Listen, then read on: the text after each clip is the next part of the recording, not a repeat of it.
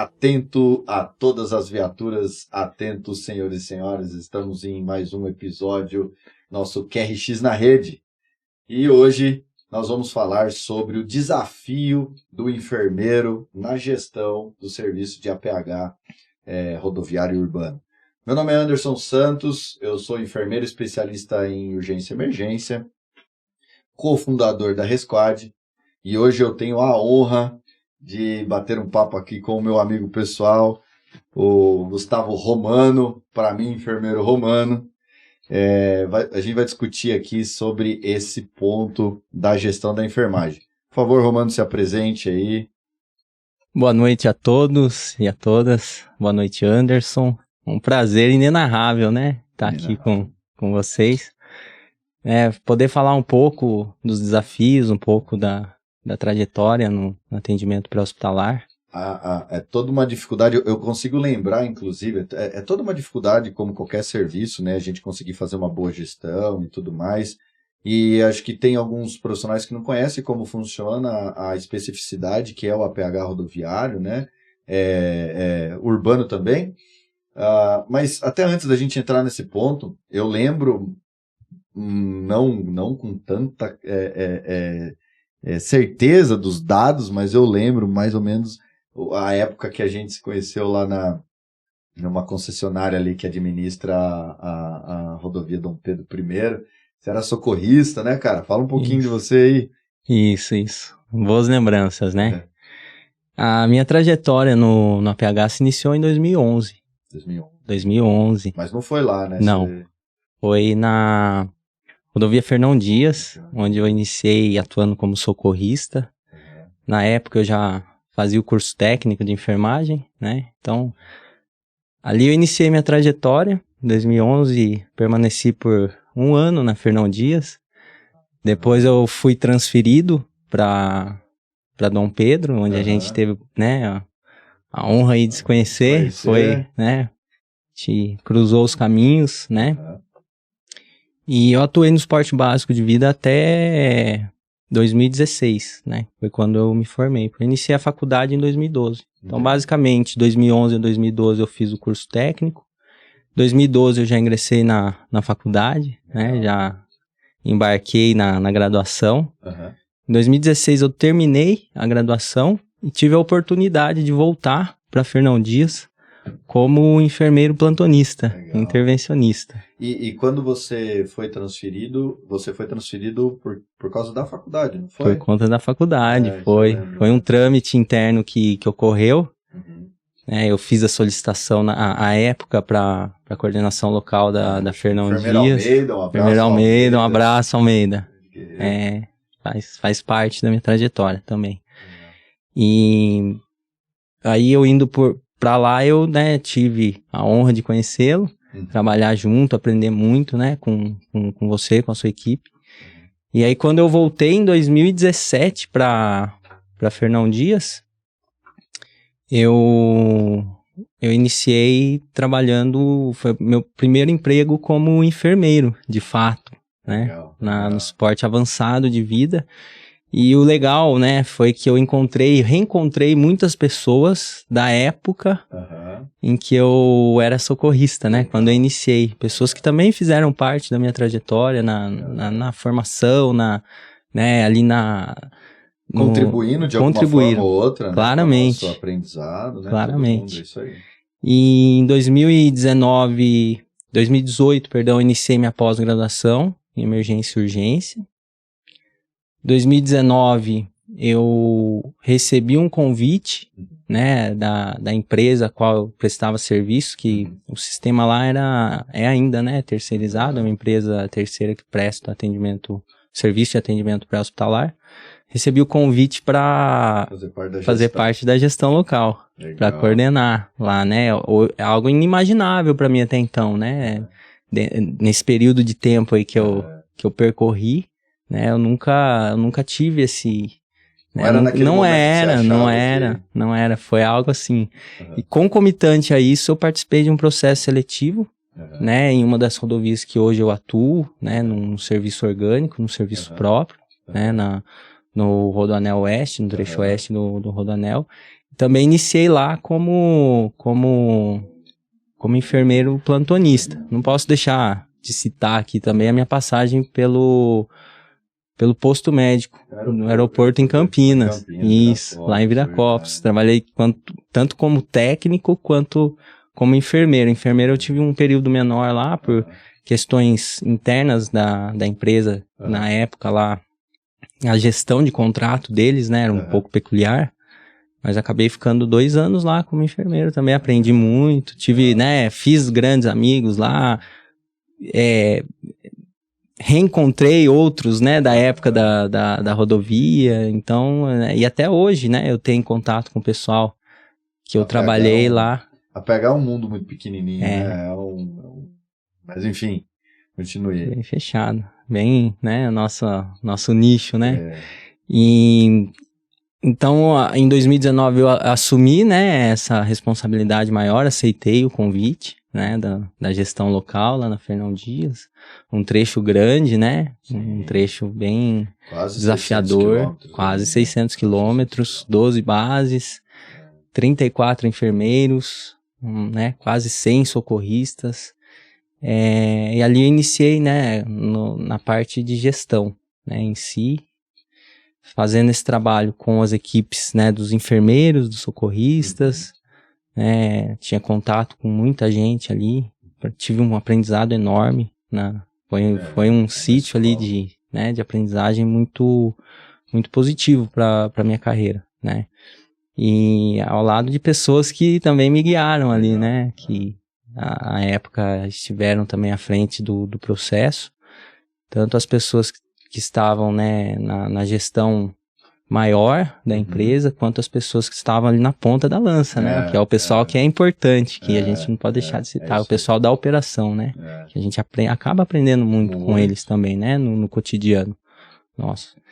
E desde então, vim, né, nessa linha dupla de trabalho, né, atuando como gestor local em uma terceirizada, como plantonista em uma orgânica, né, um serviço próprio.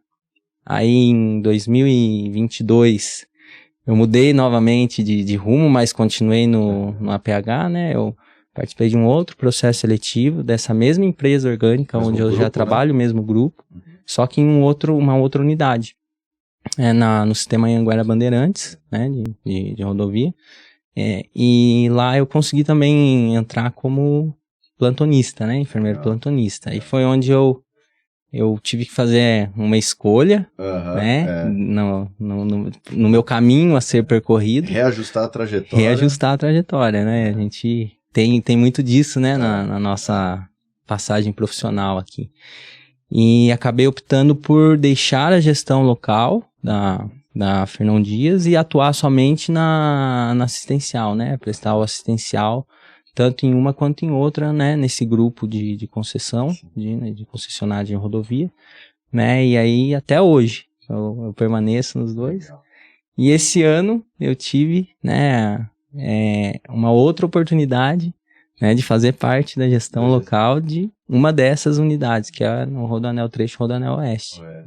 Fui convidado, até brinco, né, às vezes a gente tem um karma, né, eu deixei ali naquele momento, acho que foi um momento correto, foi uma decisão correta que eu tomei à época, mas né, menos de um ano eu tive, né, uma outra oportunidade de colocar em prática novamente a questão da gestão, que é algo diferencial para quem atua na nossa área, né, mas é também desafiador, né, porque nós não saímos tão capacitados assim da graduação e nem da pós-graduação, né, para fazer gestão, né, se tratando, né, de um sistema que é tão dinâmico, né, que você lida com muitos profissionais, né, você lida com muitas pessoas, né, de outras áreas, inclusive da própria organização, da própria empresa. Né? Tem o pessoal do tráfego, o pessoal da operação. Tem o pessoal administrativo. E você tem que ter, né, uma boa comunicação, tem que ter uma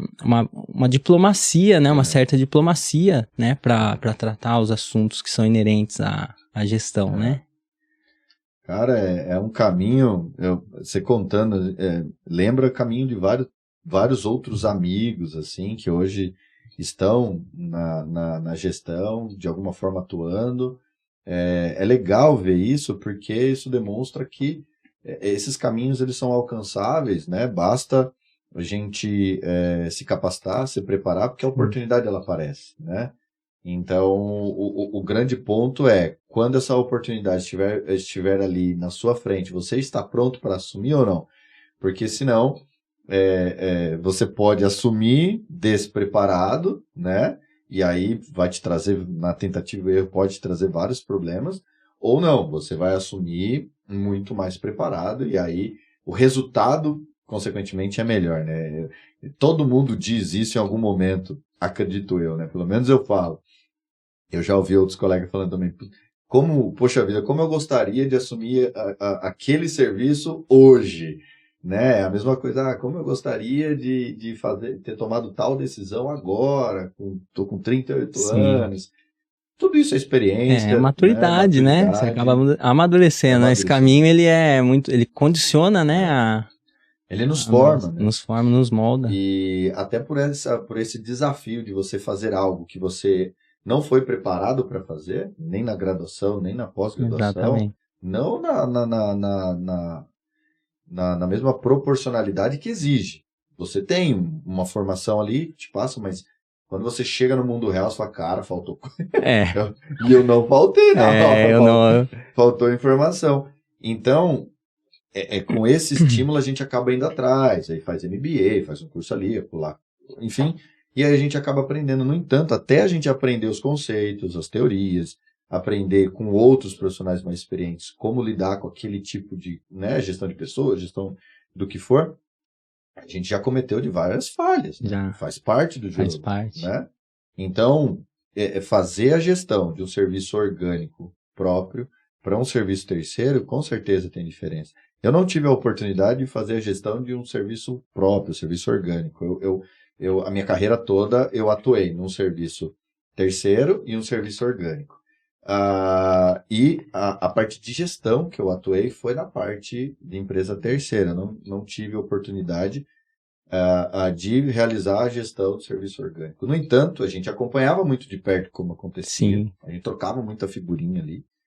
E dá para ver que existe diferença. Né? Existe. Tem diferença. Tem.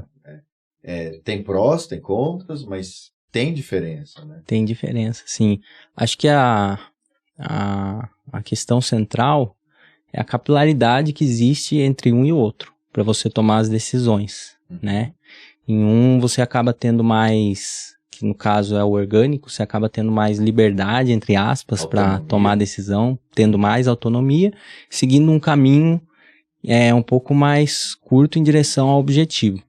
Né? No terceiro, você acaba passando por mais estágios para que aquela decisão seja avaliada. Na verdade, a proposta da decisão que vai ser tomada, se não for uma decisão que tenha que ser tomada naquele momento, né, se for algo planejado, ela é mais esmiuçada, né? Ela é mais avaliada por mais pessoas, né, que estão envolvidas no processo, outros setores, né, que têm, de alguma forma, um poder também de decisão, né, no final, né, no desfecho daquela situação. Então, eu acho que uma das maiores diferenças, para mim, pelo menos, até hoje, né, nessa experiência que não é tão grande que eu tenho, né, de ter gerido uma terceirizada, de hoje estar, né, na posição de gestor local de uma orgânica, para mim, nesse momento é essa que eu enxergo com mais clareza. Né? O pensamento em direção ao objetivo acho que é o mesmo dos gestores em si, de forma geral, o princípio, né? Não desperdiçar recurso, não desperdiçar tempo, que é um recurso, né, inestimável, né, no ponto de vista nosso, né? Para quem lida com vidas, né? Porque qualquer decisão que você vá tomar, em algum momento vai refletir, vai impactar na operação lá na ponta, né? Por menor que ela seja, ela é tão importante quanto uma decisão maior que você vai tomar. Então, acho que esse trabalho, essa capilaridade, né, que exige, né, de um para o outro. Que acho que existe, né, uma ramificação maior ali para que você chegue no objetivo, o outro você acaba tendo... Um caminho um pouco mais longo, né? Exatamente, um pouco mais longo, né, com mais avaliações que circundam a situação.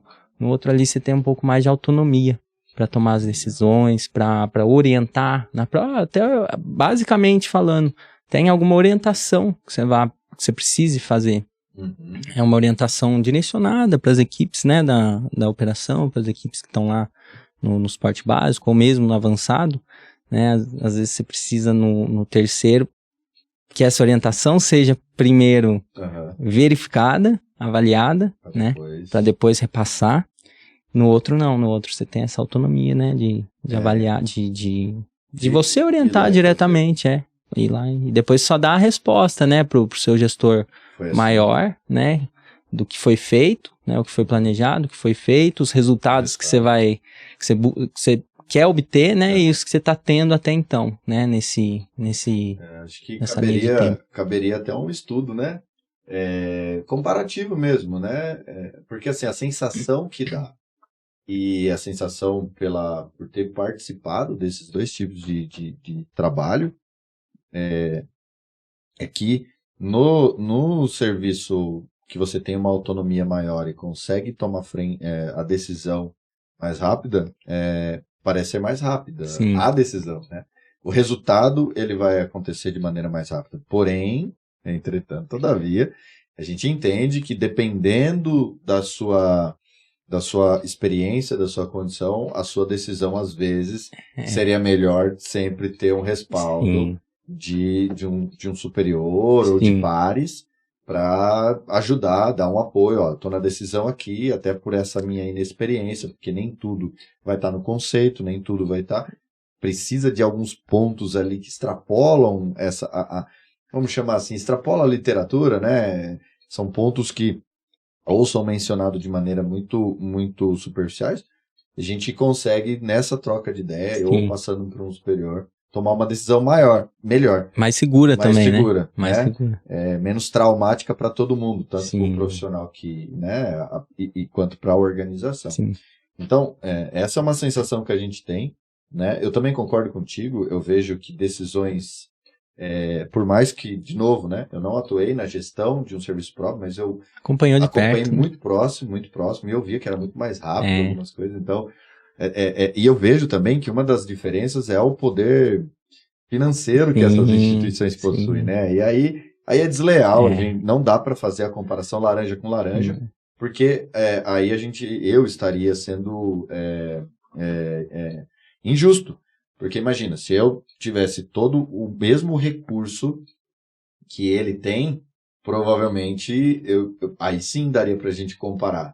Agora, exigir de mim um resultado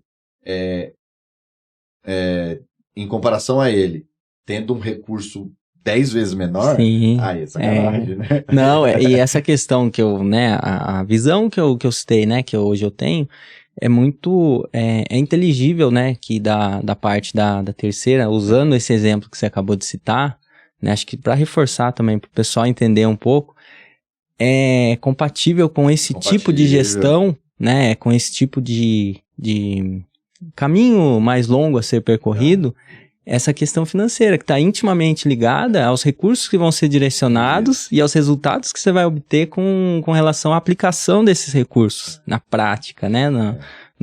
Em loco ali na operação, seja em um treinamento, seja na compra de um equipamento, né? Enfim, na troca da frota que ocorre.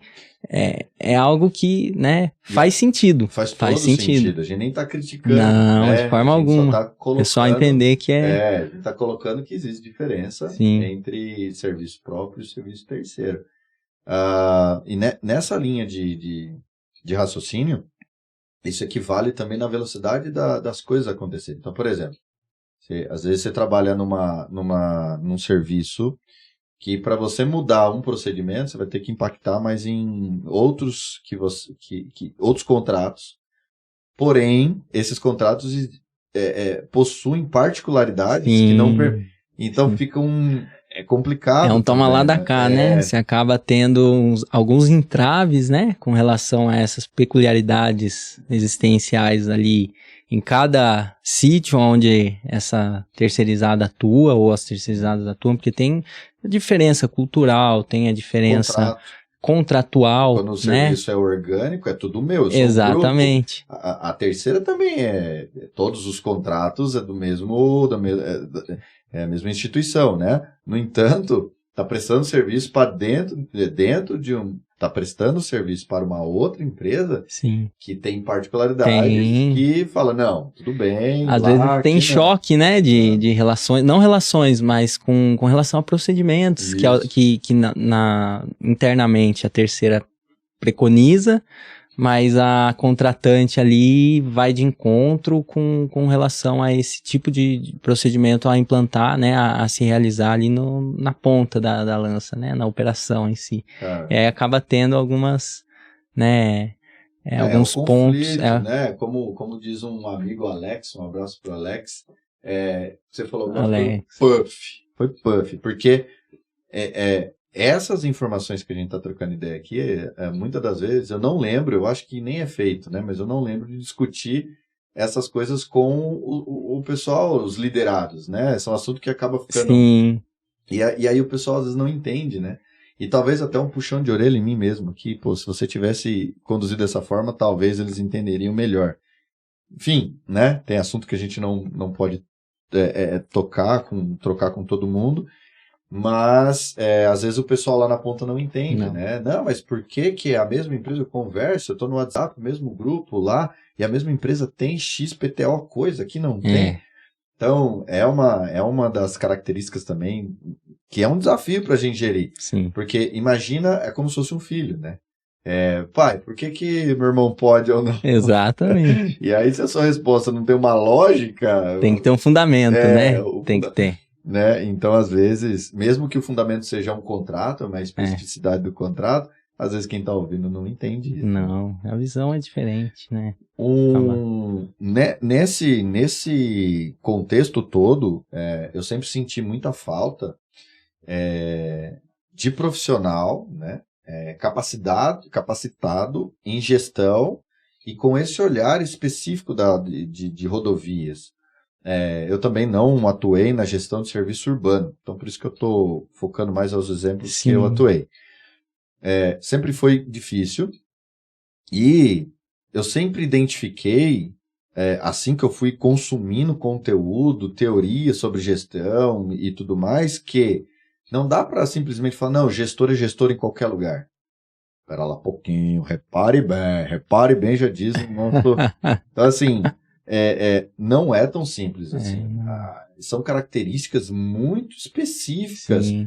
Desde para você conseguir fazer uma visita a uma base operacional, você roda 300, 400 quilômetros, né? Sendo que se você está dentro de um ambiente menor, você dá 10 passos, sobe 3 elevadores, enfim. Então, a falta desse profissional capacitado com esse olhar, ele é um problema, né? Com certeza. Por quê? Como você disse, a logística envolvida para você executar a gestão, ela é muito grande, né? Tanto em termos geográficos, né? Quando você pega um trecho grande como Fernão Dias, Regis, Bittencourt, mais de quase 1.000 quilômetros. O próprio sistema Anhanguera Bandeirantes, né? Somando ali. Que hoje é o nosso colega Já Emerson. Um abraço pro Já. Que tá na gestão local lá.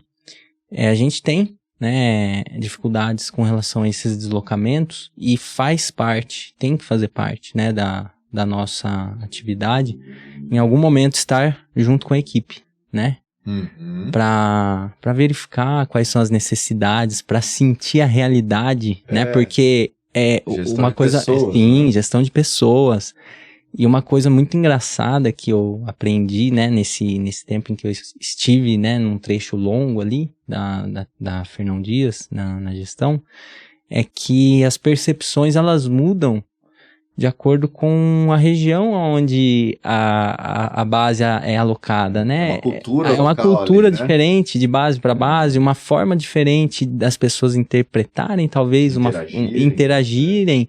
Então, acho que isso também fez com que eu aprendesse muito, na época, por exemplo, comunicação, que é fundamental. E a forma como você se comunica, a forma como você enfatiza, por vezes, uma orientação, para uns chega de uma forma, para outros de outra, né? A percepção ali, né, do indivíduo mesmo,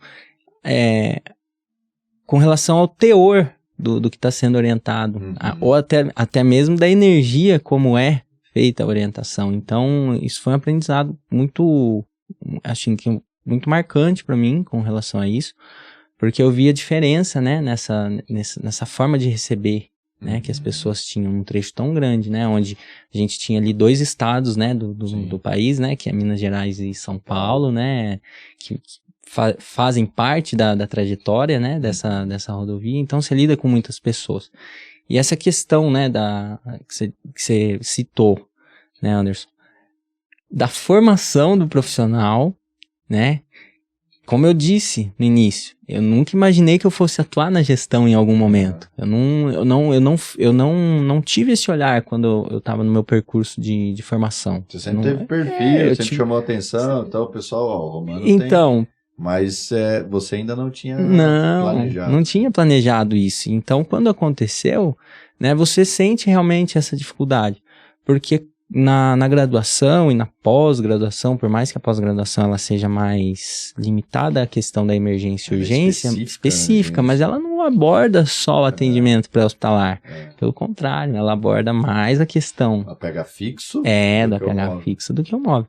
Então, você sempre vai lidar com questões situacionais do intra-hospitalar. Vou citar aqui rapidamente, só para vocês entenderem. No final da minha trajetória na especialização, né, de emergência e urgência, na pós, a gente teve uma passagem de 2 dias no hospital, né, ao qual essa instituição de ensino, né, tem um grande hospital em São Paulo, não é do próprio hospital, do próprio serviço, né, ele tem as unidades hospitalares e tem as unidades de ensino, né, é um hospital grande em São Paulo.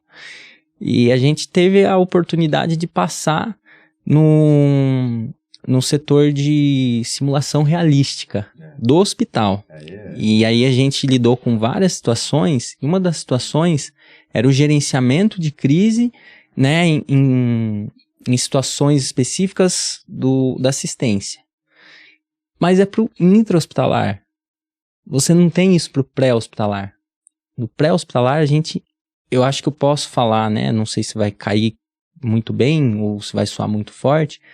Infelizmente, a gente ainda, né, nós que estamos, isso para a próxima geração, né, que virá, que já está, né, no caminho de formação, não tem esse olhar, tanto na formação, na graduação, quanto na pós-graduação. E é algo assim, pré-hospitalar no Brasil, ele é novo, né, então, e a evolução pela qual tem passado, você vivenciou isso, eu estou vivenciando isso, né? Você também está vivenciando ainda, né? Você continua, né, participando, né, coparticipando e vendo as questões, as mudanças, tanto com as pessoas que vocês recebem aqui, os profissionais, quanto com o olhar global que a gente tem, né? Do que era para o que é hoje, né? Essa questão de evolução. Só que a evolução ela está sendo só no nicho, com relação à parte operacional, até a parte de gestão, né, das instituições. Mas e na formação do profissional? Isso está acompanhando, a formação está acompanhando essa evolução? Eu arrisco dizer que não. Eu tenho a sensação que não. Eu arrisco dizer que não. E é algo importantíssimo, de fundamental importância, isso que você citou, porque você sai melhor preparado para aquilo. Você disse, uma coisa é você fazer gestão em um ambiente fechado, onde você sobe 2 andares, 3 andares, você tá ali para resolver os problemas que surgem no cotidiano. Outra coisa é você fazer gestão em ambiente aberto. E é céu aberto, cara. Você, né, eu lembro quando eu rodava o trecho, né, eu saía de Bragança Paulista, ia para Betim, que é a última base, e assim, a gente sempre passava em mais umas bases no caminho, né, 2, 3 bases no caminho, aproveitar o deslocamento, né. E a questão do tempo também que você vai permanecer ali, eu sentia que era algo que dificultava um pouco Porque às vezes você tinha uma missão lá na ponta do trecho. Você queria aproveitar o deslocamento para, né, passar nas outras bases ali no caminho, conversar com o pessoal. Mas o tempo que você desprendia nessas outras bases era muito menor do que você ia desprender lá, onde você tinha a missão central, né, a missão principal. E o pessoal sente falta disso. Os profissionais que estão ali sentem falta disso, né? Eles sentem falta do gestor estar em loco, vendo as dificuldades, acompanhando as dificuldades. Eu, sempre que eu podia, eu deslocava junto em ocorrência. Quando eu estava na base, tinha, né, o acionamento, sempre que eu podia eu ia junto. Porque é uma maneira de você sentir a equipe e da equipe ver que você está do lado, né? Pode ser que você não esteja todos os dias, como eles, né, têm em mente, né, talvez. Né, o pensamento deles é que tivesse, né, em todas as bases, cada plantão ali, uma pessoa da gestão. Obviamente, tem outras pessoas da gestão que, de forma concomitante, também corriam trecho. Eu tô falando da minha atuação, né, como coordenador de enfermagem na época, mas tinha uma equipe local grande, né, ali, que conseguia correr o trecho. Mas era também a dificuldade para eles, né? Existia essa dificuldade para eles, existe ainda, até hoje, não tem milagre.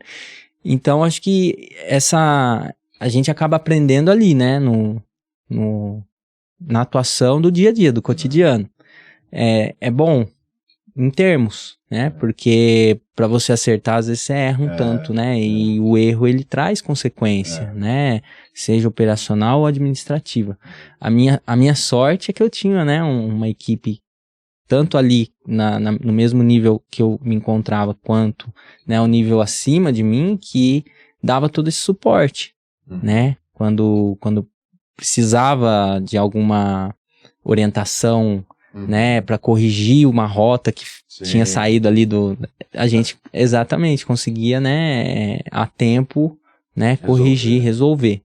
Mas é um dificultor. Eu acho que é um dificultor porque como será para os próximos profissionais que virão, né, depois da nossa geração? Eu acho que você é a primeira geração da PH. Eu não tô te chamando de velho não, viu, Anderson? Eu acho que eu sou a segunda. Eu acho que você é a primeira. É o Douglas. Douglinhas, um abraço pra ele. Então vou te colocar como uma segunda geração. Eu tô na terceira. Eu sou a terceira.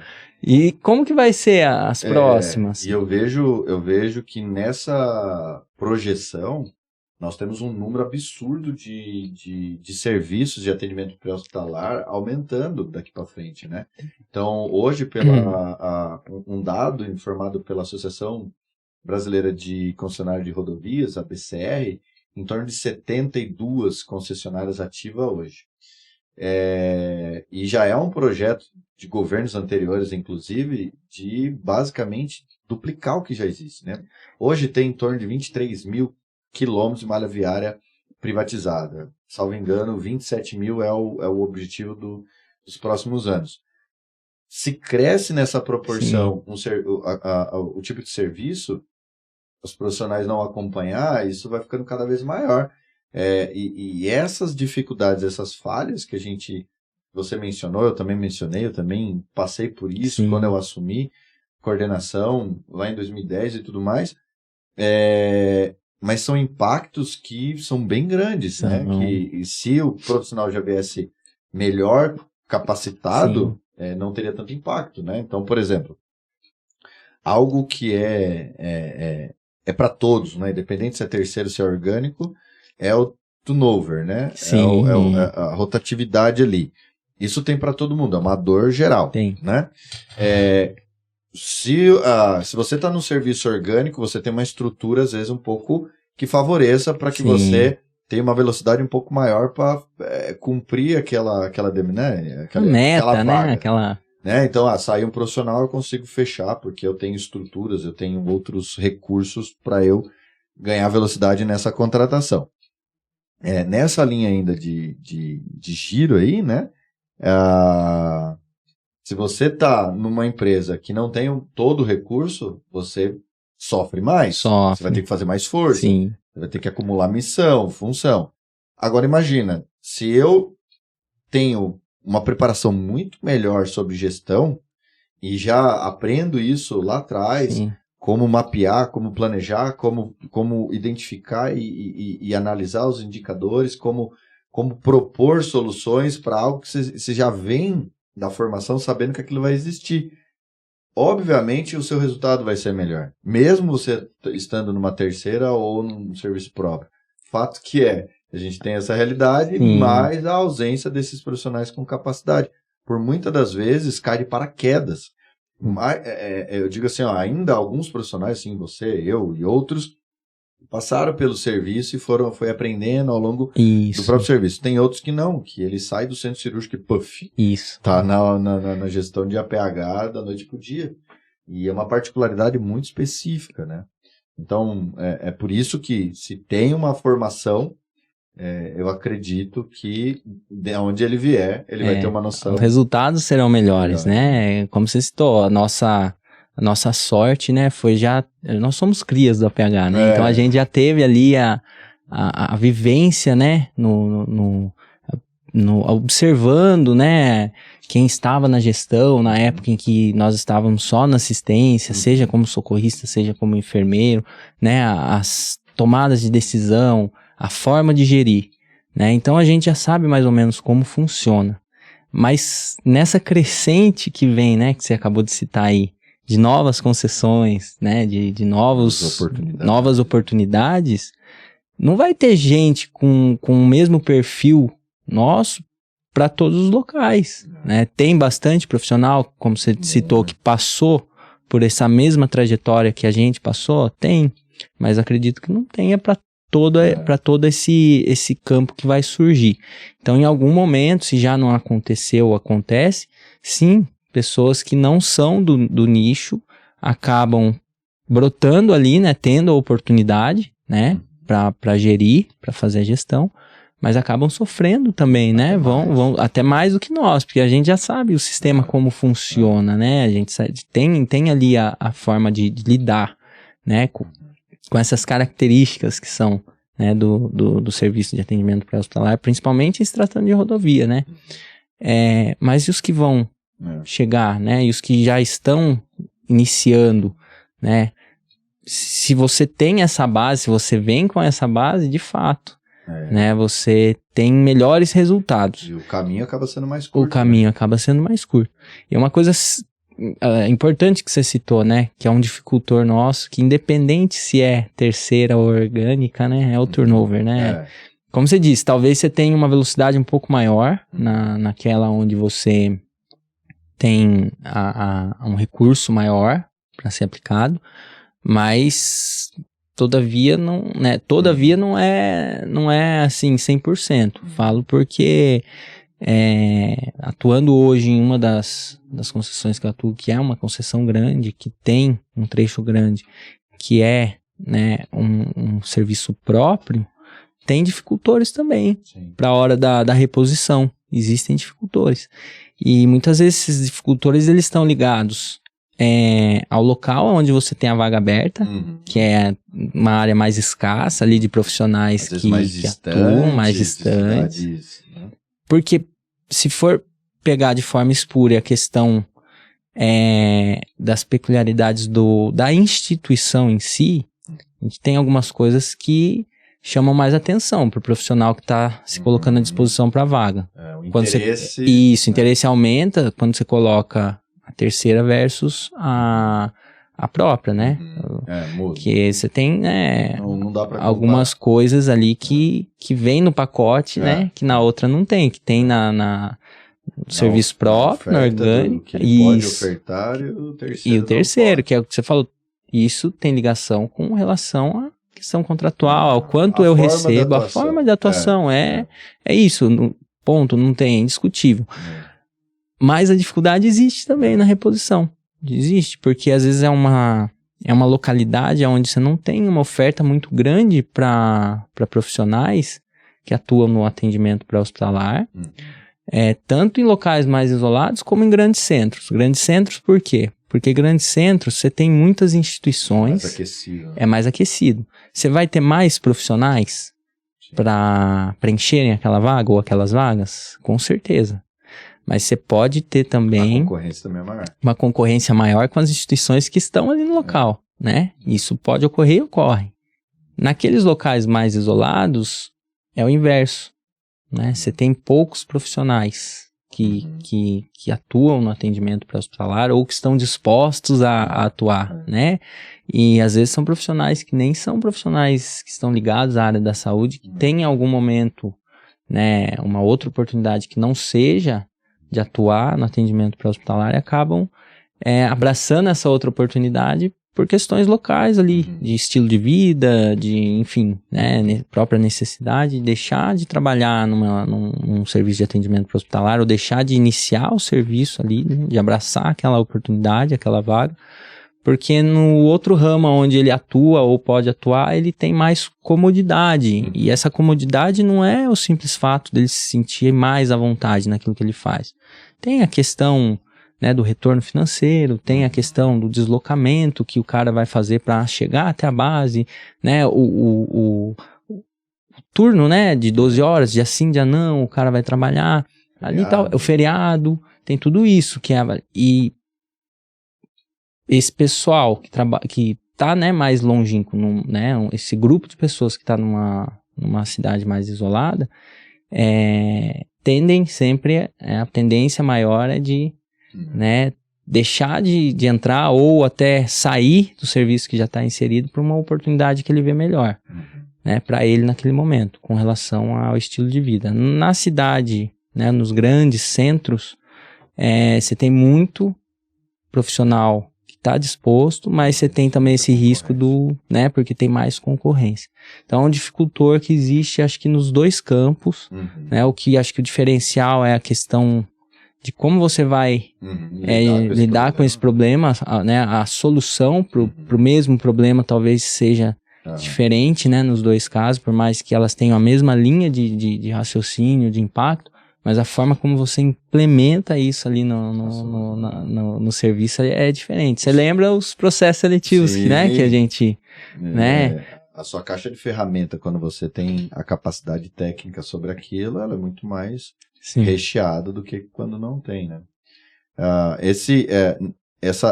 E também tem que deixar claro que nem de longe nós estamos dizendo que pessoas que não têm essa formação completa não vão ser um bom gestor, até forma alguma. Até porque, até onde eu saiba, não tem essa não existe. Então, também não quer dizer que o enfermeiro que foi gestor no hospital, ele não vai conduzir, pelo contrário, conduz. O que a gente está colocando aqui é que a percepção é que a ausência desse tipo de formação, ela impacta, sim, no que a gente vê de resultado hoje. Sim. E o investimento de tempo, de energia, dinheiro é muito grande. Muito grande. Né? Inclusive em parte de treinamentos. Para alguém, eu nem estou entrando no aspecto daquele profissional dominar várias áreas, né? Área de salvamento, enfim. Eu estou dizendo no aspecto de como montar um treinamento, planejar um treinamento levando em consideração essas características que a gente discutiu até agora. Sim. Né, que todos têm mais de um emprego, para vir mais distante, tem uma questão de recurso disponível para você fazer aquele treinamento. A logística que é mobilizada, né? Então, lembra na Fernão Dias? A gente fazia... Eram 3 semanas, né, de treinamento, assim, de trabalho árduos ali, né? Fora os bastidores, né? Você lembra? Então, isso tudo poderia ser amenizado para os profissionais se a gente tivesse aí uma formação especítica, né? E por que não a Resquad não ser a primeira? Sim, fica aí, né?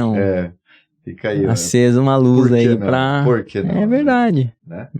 Bom, vocês que estão nos acompanhando, comentem, deixem dicas aí de assunto que vocês gostariam que a gente discutisse aqui. Se tiver interesse de fazer um podcast com a gente, entre em contato que a gente vai ter o maior prazer de recebê-los. E até porque eu sempre falo isso no nosso podcast, esse daqui é um recurso, uma possibilidade muito valiosa para a gente conseguir aumentar a nossa rede de troca de informação. Sim. A gente contribuir, de fato, com os profissionais, com essa comunidade de APH, essa comunidade de resgate e salvamento, o Brasil todo. Sim. A gente consegue. Antes disso era muito mais difícil, né? Então, nos sigam lá no Resquad BR, no YouTube, no Spotify, comentem, sugiram, critiquem também, que toda crítica ela é uma crítica e por isso a gente sempre melhora. Romano, você quer deixar um salve aí para o pessoal? Quer deixar uma palavra final? O pessoal que nos assiste. Sim. Não, primeiramente agradecer, né, na sua pessoa, Anderson, Letícia, né, que me estenderam esse convite, né? Foi corrido para chegar aqui hoje, foi suado. Cara, veio de longe. Mas deu certo, como, né, cara, a gente, eu acho que assim... Vibração. Isso, vibração, cara. Acho que é uma coisa que a gente não pode perder. Quando eu falo a gente ou nós, todo mundo que tá, de alguma forma, inserido nessa trama, né, que é o atendimento pré-hospitalar hoje. Acho que tem muita coisa que, né, vai acontecer ainda no nosso país com relação ao atendimento pré-hospitalar, né, de forma a melhor estruturar, a melhor condicionar, né, aos profissionais que estão atuantes, que atuarão ainda, né, que serão ainda inseridos no contexto do atendimento pré-hospitalar, seja ele urbano, seja ele rodoviário, né. Vale a pena estar sentado aqui, tá, pessoal? Acho que a sensação é de pertencimento a essa área que a gente escolheu para seguir na carreira nossa, né? Eu lembro que lá atrás, quando eu comecei como socorrista, eu tive a certeza que eu queria em algum momento, né, ser enfermeiro, né, no atendimento pré-hospitalar. Eu não sabia das dificuldades que tá, pessoal? Contar, a gente, né, ninguém conta. Acho que é por isso que é bom contar. Não, ninguém conta. Mas assim, eu acho que essas dificuldades, elas também são combustível para que a gente continue. Motiva muito. Porque quando você começa a ver resultado naquilo que você tá planejando, naquilo que você tá executando, né, colocando em prática, que não é só para você como profissional, que é para uma equipe que tá ao seu lado, que muitas vezes depende da sua perspicácia para tomar decisão, para implementar aquelas decisões ali em loco. Cara, é sensacional, é uma sensação indescritível, né?